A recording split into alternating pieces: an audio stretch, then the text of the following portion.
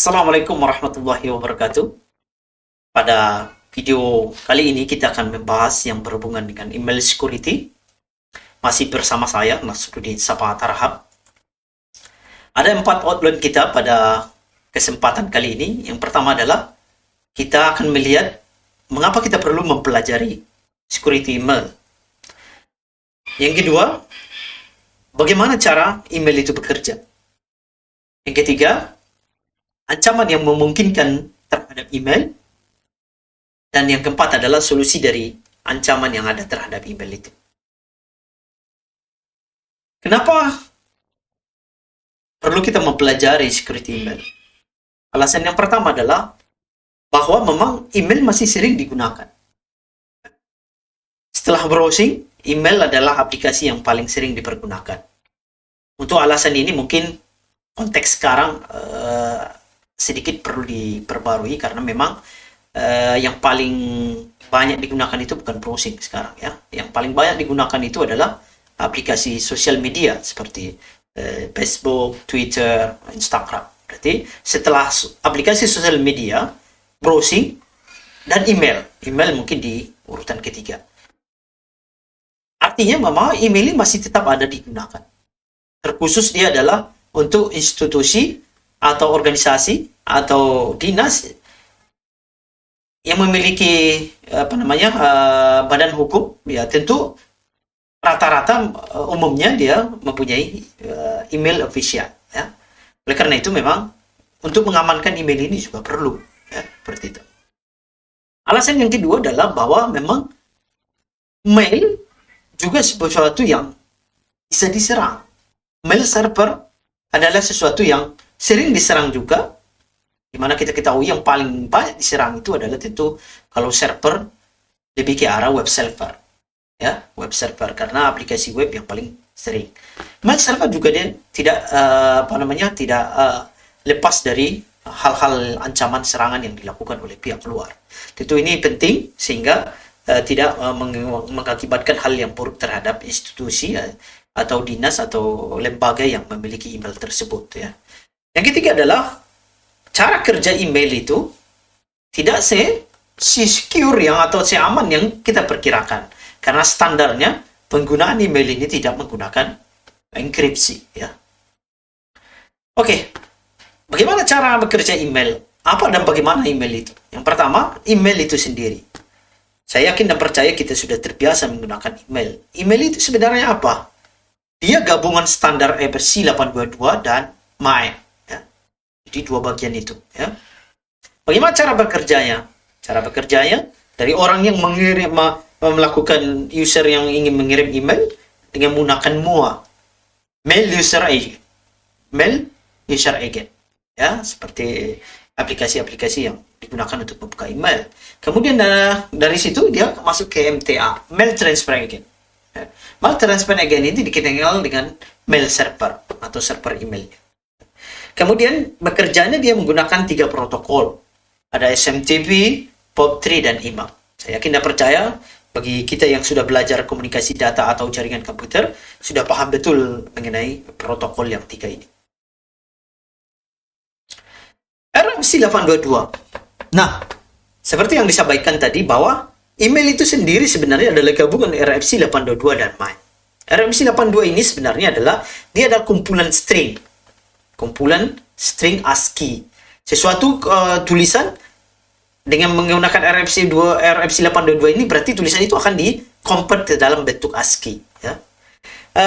RFC 822 sesuai dengan kodenya dia ditemukan di 1982. Tentu teknologi ini juga cukup lama ya. Kalau dari lahirnya 1982. Saya yakin dan percaya Anda akan susah membayangkan seperti apa tuanya di sesuatu orang yang lahir di 82, yaitu Anda bayangkan saja saya ya. Saya lahir di 1982. Berarti sudah sama cukup tuanya dengan RFC 822 ini ya. Nah, di RFC 822 ini ya, dia terdiri dari 2 bagian. Yang pertama ada headernya. Header itu apa saja isinya? Dia ada siapa pengirimnya, siapa penerimanya, karena dia beri email. Email itu ada pengirim dan penerimanya, ada tanggalnya, kemudian ada subjeknya, dan dari partsnya, dan yang lain-lain. Itu disimpan di header. ya. Kemudian ada body. Body-nya itu adalah isi dari email yang kita lakukan itu, atau isi email yang kita tulis. Nah, bagaimana dengan email yang mengandung pesan yang non ASCII? Contohnya misalnya dia email itu ada attachment-nya. Tentu ini tidak ditangani oleh RFC 822 lagi, ya. Ditangani oleh yang bagian yang MIME-nya. Karena email itu tadi ada dua, bagian satu adalah RFC 822 dan dia MIME. Oke, kita contohkan yang berhubungan dengan RFC 822-nya. Contohnya emailnya seperti ini, ya. Ada subjeknya, berarti ada prompt-nya dari ini, sendernya yang pengirim ini dicatat, ditransformasikan ke ASCII nanti. Kemudian penerimanya juga CC kalau ada, subjek, tanggal, dan isinya. Nah, ini semua ditransformasikan atau di-convert ke dalam bentuk ASCII, baru dikirim, ya. Kemudian bagaimana yang non ASCII? Non ASCII dihandle oleh bagian yang disebut dengan bagian kedua yang disebut dengan MIME. Kepanjangan Multipurpose Internet Mail Extension. Di mana fungsinya adalah dia menambahkan kapasitas RFC 82 tadi yang tidak mampu menangani ASCII menjadi mampu menangani ASCII. Berarti dengan MIME ini, email itu akan mampu membawa konten yang non ASCII, ya. Caranya apa? Dengan menambahkan 5 header field pada email, ya. Ada type-nya, ada encoding, kemudian ada ID dan ada description-nya. Kalau kita lihat MIME header-nya menjadi seperti ini, ada MIME version-nya, ya, ada content type-nya, kemudian ada content transfer encoding-nya, content ID-nya, dan content description-nya, ya. Tergantung dengan email yang Anda gunakan atau kebijakan di email server yang Anda gunakan. MIME content type-nya, semua file jenis yang sudah ditemukan di era digital dikenali dengan email. Artinya, semua file digital sebenarnya bisa Anda kirim melalui teknologi mail, atau mail servernya akan menerima karena MIME content type-nya itu terdefinisikan, ya. Baik dia pesan berupa attachment berupa image, video, dan lain-lain, APK, zip, dan yang lain. Tentu ada beberapa mail server yang mempunyai kebijakan tertentu di konten MIME content type-nya itu ada di blok content type-nya berbagai model, atau ada content type yang spesifik, misalnya dia zip atau exe, yang mengandung file executable atau exe, dia tidak diperkenankan dikirim. Sebenarnya bukan content type-nya itu yang tidak ada di server, tapi kebijakan server saja yang memblok content type-nya atau attachment-nya yang mengandung file exe dan file yang lainnya, ya, seperti itu. Karena dia umumnya semua content type yang ada di semua file jenis digital yang ada sekarang seharusnya sudah terdeteksi di content type ini, ya, seperti itu. Bisa dikirim application, sebenarnya exe bisa dikirim gitu, tapi contoh Gmail gitu ya, exe itu nggak boleh, ya, kan, karena kebijakannya. Karena kalau dia executable file nanti sampai di server dia jalan sendiri, kan bahaya, ya, seperti itu. Jadi bukan berarti dia nggak bisa dikirim, karena kebijakannya saja yang seperti itu. Oke, ini contoh MIME-nya. Kalau kita lihat di sini ada penerimanya, dia menggunakan secure mail, berarti email ini dikirim melalui web batch, berarti ya, berbasis browser. SSID-nya ini, kemudian ini ada kepada siapanya. Nah, ini ke atas, yang ini, ya, dari penerima, pengirim, subjek kepadanya, ini masih RFC, mau ini RFC. Nah, di sini mulai MIME-nya, ya, ini MIME persennya dia 1.0, udah masih lama. Content type yang dimaksudkan di dalam di dalam attachment-nya ini ditentukan di sini. Ini ada content type-nya, yang pertama adalah PDF, nama file PDF-nya. Kemudian isinya ditransformasikan di-convert kepada ASCII. Kemudian ini juga di content type-nya ketahuan bahwa dia PDF, dikasih tahu dia adalah PDF, ini isinya, gitu ya. Seperti itu. Nah, bagaimana cara email dikirim? Seperti yang kita ketahui, kalau kita ada client di sini, ya, client-nya, gitu, mengirim melalui internet atau menggunakan local network ke mail servernya kita. Ya, ini mail transfer agent, ini mail servernya. Misalnya saya menggunakan mail dari Gmail, tentu ini server Google, ya. Oke, dia melalui internet. Ini juga bisa melalui internet, ya. Kalau kita institusi, tentu mail server kita di sebelum masuk ke internet ya, seperti itu. Kalau seperti kampus kita ada emailnya misalnya, berarti dia belum masuk internet. Kemudian dari server itu masuk internet menuju lokasi atau menuju email penerima. Email penerima servernya apa? Misalnya kalau dari sini ya kita mengirim email ke Yahoo atau ke Hotmail atau ke email yang lain, dia akan menuju server itu, ke mail transfer agent atau mail server lainnya. Kemudian dari sini penerima email kita itu akan bisa membuka, seperti itu ya. Tentu apa yang ada di sini, apa dengan ada di sini, bisa jadi mail servernya sama kalau dia menggunakan tujuan dan penerima itu sama-sama menggunakan mail server yang sama. Contohnya misalnya kita menggunakan Gmail mengirim kepada Gmail. Berarti MTA di sini sebenarnya dengan MTA di sini MTA di sini dan di sini itu sama ya, seperti itu. Seperti apa tadi MOA itu yang disebutkan mail user agent, dia akan mail, Outlook, Thunderbird dan yang lain ya, seperti itu. Kemudian ada mail transfer agent, ini ya mail servernya.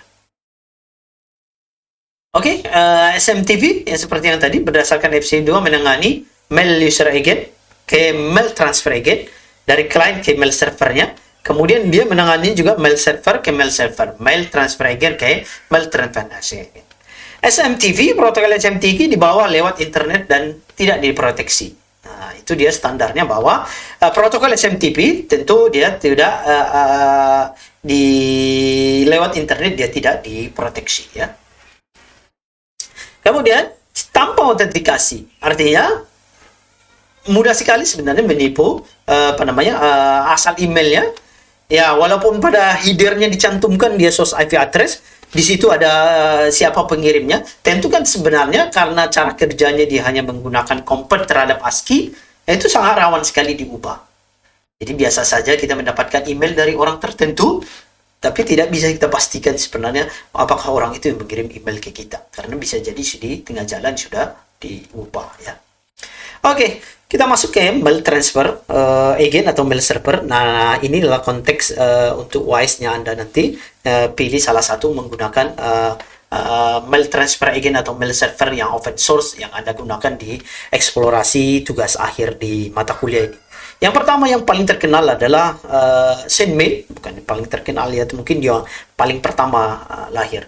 Ketiga produk ini adalah produk open source ya. SendMail dia yang pertama, kemudian ada Phosphik, ada Gmail. Gmail yang di sini bukan Google Mail ya, nama produknya memang Gmail ya. Nah, ketiga ini dan banyak lagi sebenarnya adalah mail server agent, dan kita ketahui memang ini adalah produk-produk open source.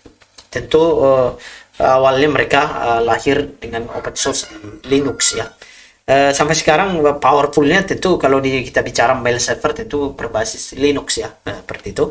Diharapkan juga tugas akhir Anda nanti server-server mail servernya ini, atau pilih salah satu software ini, kemudian Anda install di mail server Anda ya. Oke, nanti kita bahas yang berhubungan tugas akhirnya. Kita bahas lagi sedikit lagi yang mail transfer agent ke mail transfer mail user agent ya. Nah, sistem Onyx mentransfer email dari MTA ke mesin user. Ya, bisa kita mengirim email menggunakan editor-editor seperti File, Xmail, Gedit, ya, atau Vim, banyak ya. Artinya bisa kita mengirim email menggunakan command line di Linux ya, seperti itu. Menggunakan username dan password untuk masuk ke mail box user. Email dan username dan passwordnya yang kita masuk ke mailboxnya ya. Amankah? Nah, untuk konteks ini sebenarnya standarnya sesuai dengan cara kerjanya tadi masih bisa dikategorikan dia tidak aman ya. Apa itu POP3 dan IMAP? Ini kita skip saja karena sudah Anda bahas di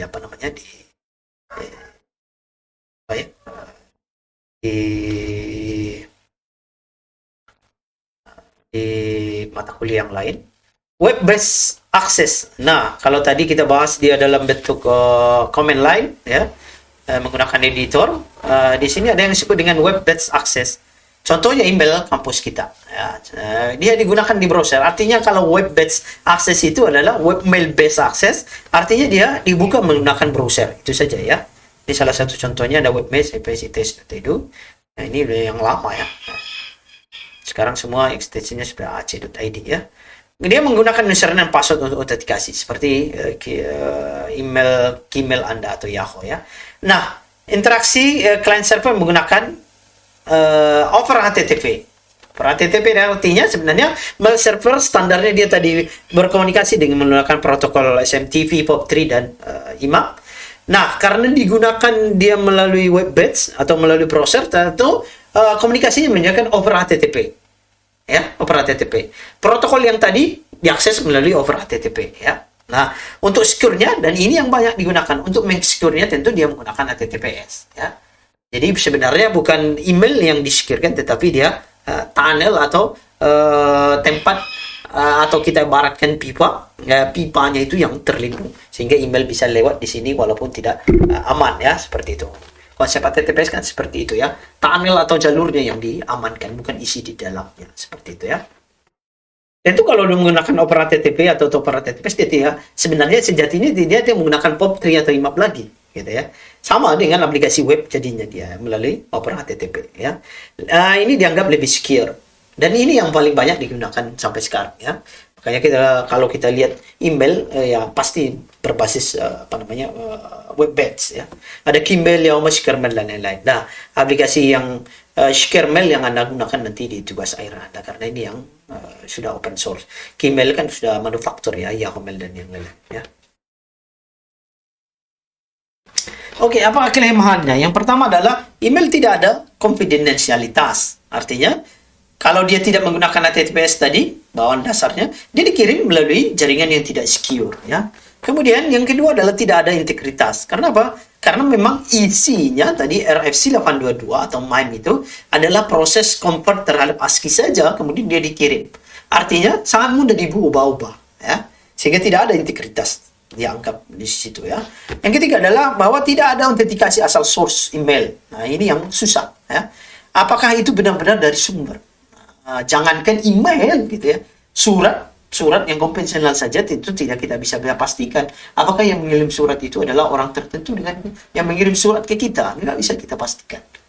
Ya, bisa kita pastikan kalau kita menerima surat, misalnya surat di dunia nyata gitu ya, kita tahu ini yang ngirim ini siapa, hanya sekedar dari pengirimnya, tapi kan tidak bisa kita pastikan benar-benar sumbernya dari dia ya, seperti itu. Artinya tidak ada autentikasi atau asal atau source email. Yang keempat ada tidak adanya tanda terima dari tujuan. Nah, ini yang tadi ya permasalahannya. Bagaimana memvalidasinya itu?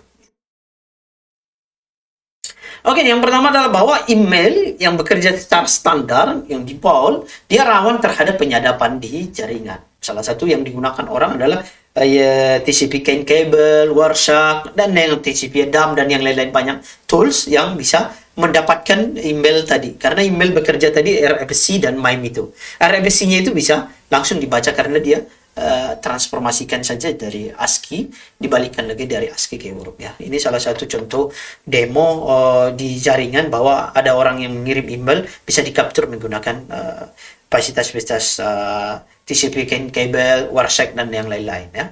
Ini SMTP, set body-nya bisa kita lihat di sini ya. Karena dia nilainya ASCII saja, di convert saja dia dapatnya. Oke, kemudian ada email relay attack yang seperti yang tadi ya, yang tidak berkepentingan bisa saja menyusup di tengah-tengah perjalanan email itu dikirim. Dia mengubah emailnya, kemudian menganggap seolah-olah memang yang mengirim itu adalah klien aslinya, tapi sudah diubah ya. Itu yang disebut dengan email relay attack. Bisa jadi mengubahnya di sini ya, bisa juga di sini ya. Artinya ini dia bisa melakukan penyadapan terhadap jaringan ini, kemudian dia bisa mengubah, kemudian dia meneruskan itu, sehingga sebenarnya ini seolah-olah mendapatkan email dari sini, sebenarnya dari sini, atau email yang di sini, yang dari sini sudah diubah, sudah diubah dari attacker ini ya, atau penyerang yang di sini, penyusup di sini. Oke, ancaman yang disebutkan email. Yang pertama adalah informasi ilegal. Itu kalau kita lihat ini informasi ilegal yang dimaksudkan di sini adalah mungkin informasi-informasi hoax dan yang lain-lain. Yang dominannya sekarang sebenarnya dia penyebaran informasi ilegal itu lebih sosial media ya. Kalau kita lihat hoax itu lebih dominan tersebar di sosial media, di Twitter, WhatsApp, Telegram, Instagram dan yang lain-lain ya, bukan di email lagi ya. Kalau konteksnya masih tetap sama ya. Yang kedua adalah dia ada virus, ada web. Kemudian DOS ya. Kemudian bisa jadi dia nanti adalah setelah dia lakukan penyerangan, dia melakukan akses ilegal ke sistem kita. Ada Trojan, ada backdoor, ada rootkit. Dan ancaman yang lainnya adalah yang disebut dengan spam ya. Nah, yang termasuk tugas akhir Anda nanti adalah yang berhubungan dengan spam. Oke, spam itu apa? Kita akan lihat definisi bahaya dan penanggungannya. Spam itu sebenarnya adalah sesuatu kata yang sudah agak sering kita sebutkan di sekarang ya, tapi mungkin yang sudah maknanya sudah mulai tidak sesuai dengan makna aslinya dulu lagi ya. Kalau kita di grup kita sebut salah satu member itu yang tukang spam ya, kamu spam aja kerjanya seperti itu, karena memang chatnya itu tidak kita inginkan gitu ya. Nah, itu kita disebut dengan spam. Tentu ada perbaruan makna di situ ya. Spam itu awalnya sebenarnya adalah apa yang disebut dengan spam, sebenarnya singkatan unsolicited email, itu yang disebut dengan spam ya. Email yang tidak diminta. Tidak ada minta email itu ya dikirimkan ke orang, dan tidak email yang tidak diminta. Satu lagi indikasinya yang disebut dengan spam adalah itu dikirim ke banyak orang. Dikirim ke banyak orang, itu yang disebut dengan spam ya. Mail bomb ini tujuannya saja yang berbeda. Ini dari banyak orang ke satu orang. Kalau tadi spam ya dikirim ke banyak orang. Kalau ini dia menerimanya dari banyak email ya, dari banyak orang ya, ke satu orang. Itu mail bomb. Apa isi spam ini? Bisa jadi dia iklan, ada advertising, ya. Kemudian ada ya, ajakan untuk bergabung ke LMM, ada undian, ada phishing, informasi palsu, scam, penipuan dan yang lain-lain ya. Ini contoh spam yang sudah lama di 2006. Spam ini digunakan untuk melakukan penipuan, seolah-olah kita berasal dari dari lembaga resmi yang berhubungan dengan seseorang. Kita mengemail dia untuk mendapatkan informasi atau hal-hal data yang sensitif ya. Ini contoh-contoh spam yang digunakan phishing, atau yang banyak penipuan phishing ini dilakukan yang berhubungan dengan dulu di nasabah atau customer yang berhubungan dengan internet banking ya, seperti itu, untuk mendapatkan username dan passwordnya. Mungkin kebanyakan dulunya dilakukan teknologi atau teknik phishing ya, atau menggunakan spam. Penanganan phishing ada lembaganya di kita, disebut ID Short ya, masih aktif ya, melakukan. Bisa Anda cek di website.org.id. Sejarah spam, kalau kita lihat sejarah spam ini awalnya dulu adalah dia digunakan untuk advertising atau promo yang berhubungan dengan lottery ya. Dulu awalnya di 94 dia digunakan untuk menawarkan jasa yang berhubungan dengan lottery ya. Di mana dia dikirim beberapa grup yang isinya adalah untuk promo Grand Card Lottery ini ya. Mengapa terjadi spam? Yang pertama adalah karena memang istilahnya adalah ekonomi internet ya. Artinya mengirim satu email ke 100 email itu pakai data yang dihabiskan itu mungkin ya nggak jauh beda ya, atau sama ya. Artinya biayanya sama saja, sehingga ada tetap spam ini ya. Bayangkan kalau di dunia nyata ini mengirim surat ke 1000 orang, biayanya lebih besar ya, besar. Kalau satu misalnya 10.000 ngirim kita ke Bandung, kalau 1.000 gimana? Nah gitu ya. Artinya itu nggak mungkin di dunia nyata terjadi spam. Nah, karena melalui koneksi data di internet dia tentu jadi memungkinkan karena ekonomi internet ya. Yang kedua adalah bahwa memang murah mengirimkannya ya. Ya, itu alasan yang pertama adalah yang berhubungan dengan paket data. Yang kedua, akibat dari spam ini, yang pertama adalah ini akan menghabiskan atau memboroskan. Uh, yang pertama adalah masalah storage-nya kita atau hard disk-nya kita tentu itu akan penuh karena email spam itu mau tidak mau wujud fisiknya dalam bentuk file juga ya di email server sehingga dia memenuhkan space ya. Kedua adalah tentu jaringan, bandwidth-nya akan penuh. Spam itu adalah berupa email juga, dia akan memenuhi jaringan. Dan biasanya umumnya spam itu banyak ya, seperti itu sehingga dia memenuhi jaringan. Yang ketiga, waktu dan prioritas kerja pengguna itu akan terganggu. Kenapa? Terganggu karena memang dia seharusnya menerima email yang real karena ada spam yang antrian gitu ya. Akhirnya email yang diterima yang aslinya ini yang kalah karena dia melalui proses antrian di email servernya. Kemudian yang berhubungan dengan pengguna atau penipuan yang berhubungan dengan PC. Nah, seterusnya kesulitan menangani spam ini karena apa? Memang cara kerja anti spam itu adalah bahwa kita menyaring atau memblok berdasarkan misalnya berdasarkan isi emailnya atau subjeknya lah dianggap ya.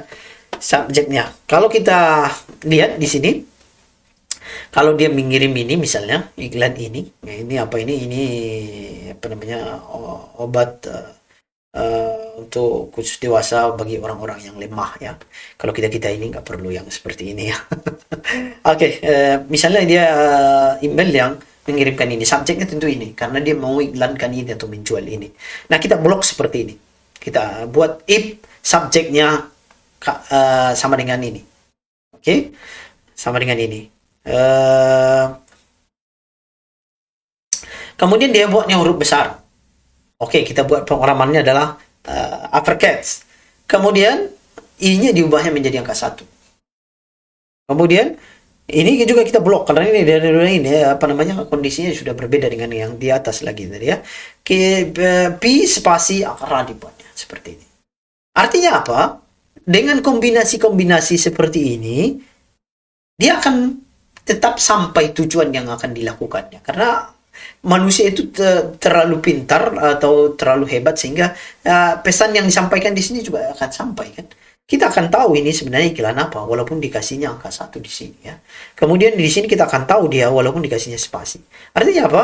Terlalu banyak kombinasi yang bisa digunakan oleh seorang yang ingin melakukan spam yang mana sistemnya adalah untuk melakukan filternya ya. Sebenarnya teknologi ini dia dianggap dia mampu memanfaatkan kelebihan manusia yang membaca kata meski ada huruf yang hilang ya seperti itu. Mungkin i-nya nanti nggak ada lagi tipenya, tapi kita tahu tetap iklannya itu adalah iklan obat ini. Seperti itu ya. Kesulitannya adalah spammer menyisipkan kata-kata atau huruf yang tidak teratur. Ya mungkin bukan huruf lagi kalau sekarang ya, image dan segala macamnya. Spam menggunakan gambar itu atau dalam wujud bentuk file digital yang lain. Intinya dia belum sampai sekarang belum lepas dari yang berhubungan dengan apa namanya spam ini ya. Usulan solusinya menerapkan identitas domain dari mail server. Nah, tentu ini salah satu solusinya ya. Tentu ini tidak bisa efisien karena bisa jadi spammer itu memiliki server sendiri ya. Domain dia punya domain sendiri. Gitu. Kemudian dunia spam itu tentu dia ada organisasinya ya. Kalau kita lihat di peredaran internet ya, kita lihat penjualan data penduduk dan segala macam itu sesuatu bisnis yang walaupun ilegal adalah sesuatu bisnis yang menggiurkan ya, yang dilakukan oleh apa namanya banyak pihak gitu ya.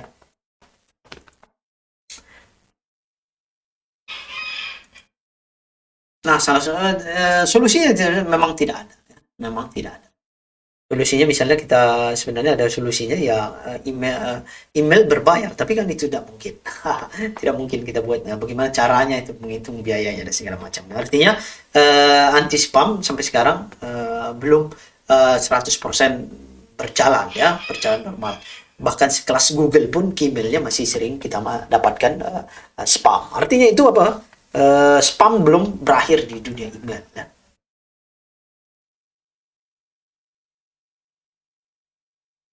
Oke, kemudian masuk kita bagaimana mengamankan email ya. Tentu salah satunya adalah mengamankan dia menggunakan model autentikasi atau enkripsi ya. Kemudian tentu kalau bagian ini adalah mengamankan emailnya, isi emailnya itu yang dienkripsi gitu ya. Kemudian yang kedua ini adalah menggunakan jalur yang digunakan oleh pengirimannya. Nah, dia menggunakan HTTPS ya. Oke, apa itu PGP atau GPG? Dia salah satu produk open source yang untuk mengkrip isi email. Mengkrip email itu sendiri. Ya, bukan isinya saja ya. Email itu dikrip. Beta. Nah, ini yang Anda akan gunakan di tugas akhir nanti ya. Ini salah satu algoritma autentikasi yang open source. Ya, ada OpenPGP, openpgp.org atau ZPG. Ya. Nah, ini bisa juga ada plugin-nya nanti, karena emailnya dia umumnya orang berbasis web badge. Dengan menggunakan web badge, dia bisa juga melakukan proses enkripsi email.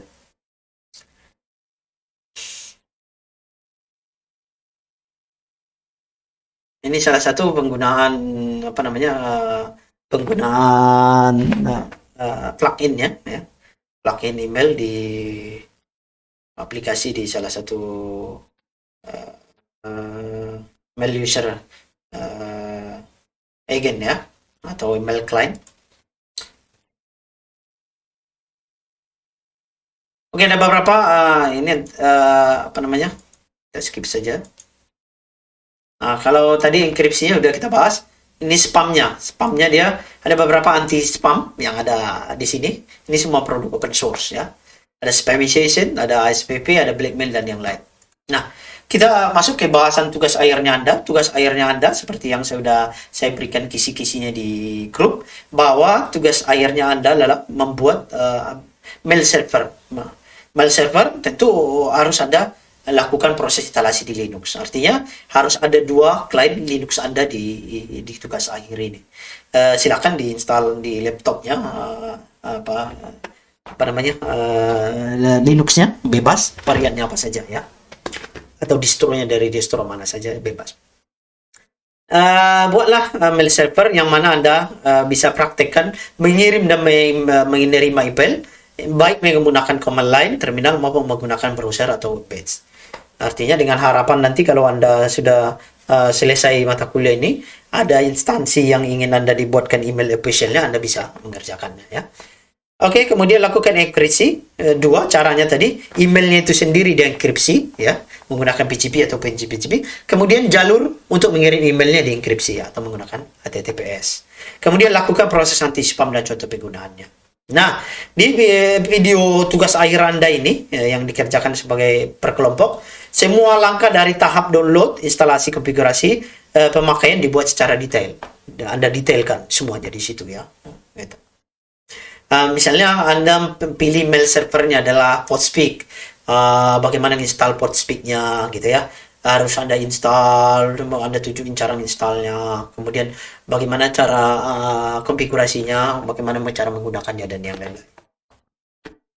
Oke, seterusnya. Nah, ini ada rekapan bagaimana penilaiannya. Penilaiannya tentu ada dari instalasi, konfigurasi, nambahkan user, mengirim gitu ya. Menerima menggunakan command line-nya, kemudian ada mail base-nya, dicoba di mail base-nya jalan nggak, coba menerima, mengirim ini terbuka gitu. Email security-nya juga ada anti spam-nya tadi, kemudian ada security email-nya, ada yang menggunakan PGP ya, ini nanti Anda mengirim email, Anda enkripsi, kemudian menerima email yang dikripsi, bagaimana membukanya dan yang lain. Kemudian menggunakan HTTPS. Nah, list penilaian ini apa yang harus Anda lakukan di videonya Anda itu akan saya kirimkan grup dalam bentuk Excel, sehingga nanti sebelum Anda mengumpulkan Anda 2 tahu nilai daripada tugas akhirnya Anda ini ya. Proses instalasinya ini, proses nilainya yang paling besar itu adalah proses instalasi menggunakan command line. Linux itu juga sudah ada software manajernya. Anda dianjurkan melalui command line. Misalnya kalau di Ubuntu dia apt-get install Podspeak dan yang lain-lain. Itu yang Anda rekam dan jelaskan ya. Kemudian konfigurasinya. Begitu juga dengan yang lain-lainnya. Usahakan Anda kelihatan profesional untuk melakukannya. ya, Anda coba-coba di luar dulu ya, setelah berhasil kemudian Anda coba-coba dengan merekamnya sehingga kelihatan pro-nya ya. Mungkin itu yang bisa saya sampaikan di video kali ini ya.